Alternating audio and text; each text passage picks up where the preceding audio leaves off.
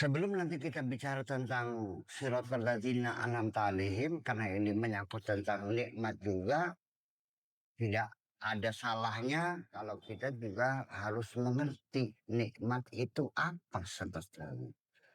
Jangan-jangan dalam pikiran kita seperti belengap nikmatnya atau seperti gemblong. Ya. Kan bisa saja orang berimajinasi dalam pikiran masing-masing tidak sama. Ya, makanya saya ingin mencoba untuk menjelaskan sebenarnya saja kata nun, ain, dan mim ini variasinya seperti apa dalam bahasa Arab. Supaya kita nanti lebih lebih mengerti, tetapi ini sebagai sampel saja. Sebab kalau kita kupas mungkin tidak selesai-selesai. Ya, kata nun, ain, dan mim. Ini na'ama itu bisa babnya fa'ala yaf'alu, bisa fa'ala yaf'ulu. Ketika na'ama aisyu itu artinya dia hidupnya nikmat. Hidup nikmat seperti apa? Itu artinya toba, hidupnya nyaman, walana dan lembut, ya, watasa dan jembar. Artinya banyak rezekinya, hidupnya tentu rumahnya bagus, mobilnya bagus, istrinya cantik, anak-anaknya lucu-lucu, badannya sehat, kan gitu. Itu. Itu salah satu bentuknya. Kemudian naim tu biha ainan, air artinya bahagia. Surir tuh mananya surir, tapi nauma yan'umu itu artinya lembut dan halus. Sesuatu yang halus. Jadi kalau kita megang perempuan yang ningrat, yang tidak pernah bekerja kasar, nggak nyuci baju, nggak kerja di sawah, itu megang tangannya lembut, tangan empuk pisan kah. Jadi niam itu artinya empuk artinya, empuk dan lembut. Itu namanya naim artinya. Naim, nu'umah, kelembutan. Kemudian juga eh, nun aimim juga fi'il ghairu mutasarrif. Ya.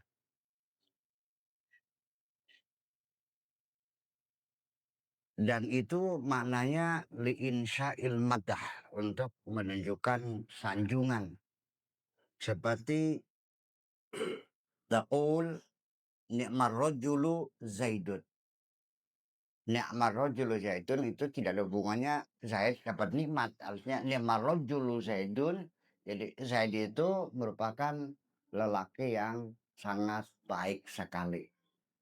Ya, kadang-kadang disambung dengan ma isim mausul. Ni'imma ya'idukum. Betapa Sebetapa bagusnya apa yang Allah janjikan kepada kamu. Ini mungkin kalau kita terangkan seluruhnya bisa ada 150 makna. Dan tidak akan mungkin selesai, akan kita bahas di sini. Yang penting gambaran saja bahwa nun, ain, mim itu maknanya bervariasi. Seperti an-naim sabahan, bukan ini bahasa Indonesianya selamat pagi. An-naim masaan itu selamat sore. An-naim sabahan selamat pagi. Begitu na'am artinya nakidula na'am. Hal anta zaidun na'am. Itu artinya itulah mana nun aimim ini bervariasi. Jangan sampai salah baca nanti seperti orang baca al halalu baina wal haramu. Ini kan terjadi karena kurang waspada dalam bahasa gitu. Padahal maknanya bayinun, jadi baina. Karena soalnya apa? Tidak ada harokatnya. Bahasa Arab itu, Bapak sekalian, tidak ada harokatnya. Harokat itu hanya sebagai alat bantu supaya bahasanya tidak salah. Al-Quran kalau tidak dibantu dengan harokat, ya bahasanya salah nanti. Sudah. Jadi kalau orang bisa membaca Arab tanpa harokat, itu berarti dia cerdas. Makanya kiai yang bisa baca kitab kuning dijamin, dan saya yakin kalau kiai pasti cerdas. Bakal beli cerdas, beli mungkin dari kiai. Iya, mung cerdasnya beli tutugakan. Ngajinya ke beli ambang, nih pun udah ngaji orang salah emang. Tapi dasarnya jelas. Iya, itu makanya perlu kita kita ketahui. Kemudian an-ni'mah itu apa sih sesungguhnya? Ni'mah ya mayuk sodubihi al-ihsan. Artinya satu kebaikan yang diberikan secara cuma-cuma.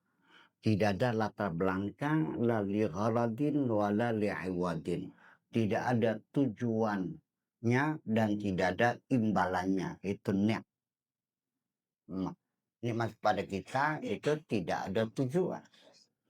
Hanya karena kasih sayang Allah saja. An'amallah alaih itu artinya bahwa Allah memberikan nikmat kepadamu tanpa tujuan. Tapi kalau lelaki ngasih duit kepada pacarnya, ada tujuannya enggak? Ada. Apa? Pengen ngambung barangnya. Ingin menciumnya, begitu nggak mau diminta lagi duitnya. Masa 1 juta gratisan? Itu. Atau kalau tidak berupa imbalan materi, ya minimal ya ada tujuan ingin meraup suara. Ini di sini selalu money politik itu kan bagi-bagi itu kan tidak gratis itu. Ada harapan, li gharadin, ada tujuannya. Jadi nikmat itu adalah murni tanpa tujuan, tanpa motivasi apapun, semata-mata hanya ingin berbuat baik saja. Dan biasanya nikmat itu hanya Allah saja, selagi manusia ada saja. Sekalipun orang tua menyayangi anaknya, disekolahkan, perguruan tinggi, biaya berjuta-juta, sampai dadak orang tua menjual kalung, menjual gelang, menjual sawah. Tetap di balik itu tidak bisa dibohongi. Masih ada imbalan dari anak, walau bagaimanapun minimal ingin barangkali saja kalau saya sudah tua, ya kan ada yang ngurusin. Ya minimal anak sudah bisa usaha, beban saya menjadi ringan. Kalau ingin mengharapkan pemberian anak mungkin itu banyak yang orang tua tidak mengharapkan pemberian, ya beli pengen dipengen anak orang pengen. Tapi minimal kan kalau anaknya hebat, orang tua kan terangkat. Itu kan salah satu tidak bisa dipungkiri bahwa orang tua menyekolah anak sampai jadi orang besar, bapaknya kan terangkat. Iya kan? Setelah anaknya jadi Kapolda, yang tadinya dipanggil Mang, bilangnya Bapak aja. Iya kan? Berubah. Nah, itu. Jadi orang itu juga sama. Anak besar mengangkat dirinya, itu ada. Tidak berbakti, kecewa. Ngurusin bagaimana, keremet, untal maning sih, dia bilang kan, kalau makanan. Andi kan aku tahu kok seperti ini dari dulu, kuselen lagi kamu nih, masuk perut lagi.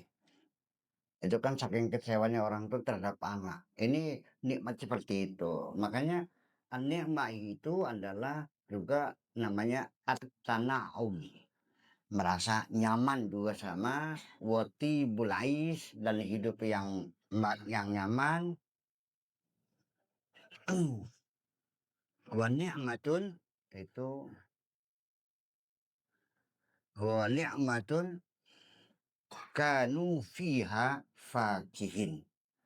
Nikmat di sini artinya apa? Wa ni'matun fiha fakihin. Itu tutlaku adalah minnah wan na'mah. Jadi nikmah kadang-kadang bermakna minnah, bermakna an-na'mah. Wa ni'matun kanu fiha fakihin. Fakihin itu kecukupan sandang pangan lah, hidupnya nyaman sekali. Ini seluk beluk makna nikmah. Kemudian kita mesti waspadai juga al-farqu baina ni'mah wal ala. Ingat, ala itu dalam surat Ar-Rahman berapa kali tukangin? Fabi ayyi ala rabbikuma, kalimat ala. Pertanyaannya, kenapa Allah memperingatkan kita supaya jangan mendustakan nikmat? Ini sangat urgen dan penting sekali. Karena orang itu selalu melupakan nikmat. Makanya tegurannya harus ulang-ulang. Sekali dua kali orang bisa lupa. Makanya satu ayat, Fabi ayyi ala'i rabbikuma tukadiban marajal bahraini yaltaqiyan fabi ayyi terus ulang-ulang itu. Itu untuk apa? Itu artinya secara gencar bahwa penyadaran memperingatkan diri kita untuk selalu sadar dapat kenikmatan itu tidak boleh lengah sedikit pun juga. Kenapa demikian? Karena kenikmatan ini sesungguhnya sesuatu yang aneh, makhluknya ini aneh. Nikmat itu kalau kita tidak, ibaratnya seperti kita pakai kaos di pagi hari, pakai kaos, pergi ke sawah mencangkul, ya kan, pulang lagi mandi buka kaos. Kapan kita sadar pakai pakai dan ketika sore melepas, sepanjang hari kita tidak sadar pakai kaos. Orang perempuan saking kepengen dapat jodohnya sampai puasa 40 hari. Ya kan gitu. Karena ingin dapat jodoh. Berhasil dikabul Allah, bisa kawin, nikmatnya hanya beberapa bulan.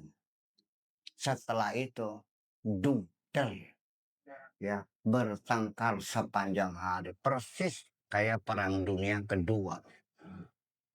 Ya, mulutnya monyo aja. Sama kecrek. Sama ngelus dada. Pegel temen. Mati, baru sadar, ya Allah, ternyata suamiku orang hebat. Dan penyesalan tidak pernah berhenti. Jadi, nikmat itu sadarnya ketika dapat dan ketika hilang. Itulah makanya kita harus sadar nikmat itu dari mulai dapat sampai ketika hilang. Bahkan setiap kita mendapatkan nikmat, kita harus mempersiapkan diri secara psikologis siap untuk kehilangan nikmat. Karena tidak ada nikmat dunia yang abadi. Di balik kamu senang dapat nikmat, harus siap-siap kamu menanggung kepedihan kehilangan nikmat itu. Beli mobil, bersiap-siaplah kamu kecewa dengan mobil. Beli mobil S500, harganya 4 miliar. Ceger tabrakan, senangnya hanya sebentar, sedihnya berbulan-bulan. Jadi lebih lama menyedihi hilangnya nikmat daripada merasa senang mendapat. Rugi untuk berarti rugi. Makanya supaya kebahagiaan kita berusia panjang, makanya kesadaran akan nikmat itu perlu kita ingatkan. Sebelum kita bisa jauh, ini banyak kenikmatan yang tidak kita sadari. Anak-anak kita sekarang mungkin sudah tidak menyadari kenikmatan yang luar biasa, punya rumah besar namanya Indonesia. Sudah ditelan sejarah. Mereka baru akan sadar betapa nikmatnya punya negara ketika negaranya bubar karena saling bertengkar seperti ini. Garap menang tisiran bakal akan negara ya. Ya, iya dong. Betul kan?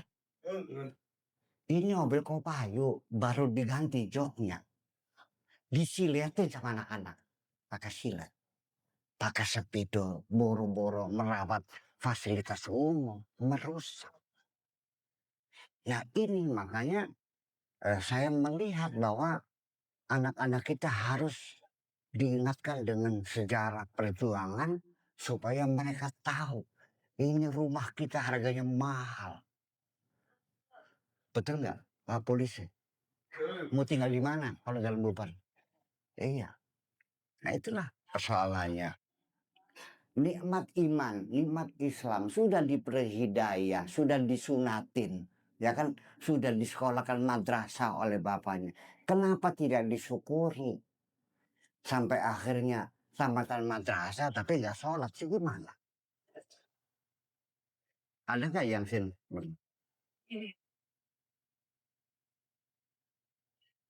Kenikmatan yang didapat oleh seseorang dia tidak merasakannya bahwa itu nikmat dan tidak mengetahuinya sama sekali dan tidak pernah bersyukur sama sekali karena dia tidak tahu. Dan nikmat yang ketiga inilah nikmat yang terlupakan hampir oleh seluruh umat manusia. Itulah maka yang dikatakan wa qalilun min ibadiyas syakur. Ya, siapa yang mau bersyukur dengan kenikmatan-kenikmatan yang kita tidak mengerti?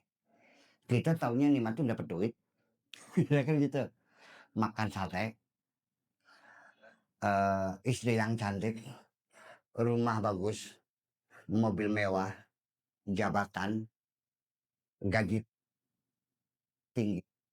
Tetapi kenikmatan yang kita nikmati ini karena kita tidak mengerti, sulit kita untuk bersyukur kepada Allah. Seorang di Amerika ini ada suatu kesadaran yang perlu kita catat. Dia orang kaya, sesak nafas karena kekurangan oksigen. Dibawa ke rumah sakit, dibantu oksigen selama 5 hari, biayanya $20.000.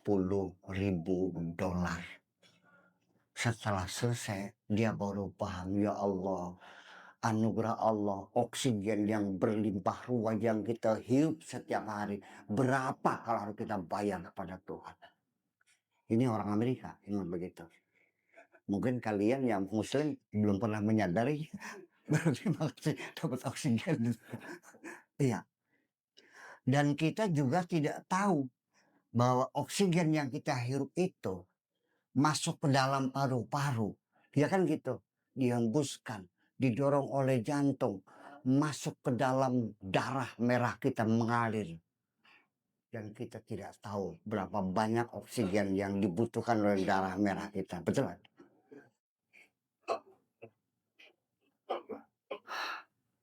Ngeri kadang-kadang. Nikmat-nikmat yang semacam ini hampir kita tidak mengerti. Kenapa harus terjadi demikian? Ya maklum, karena kita tidak tahu.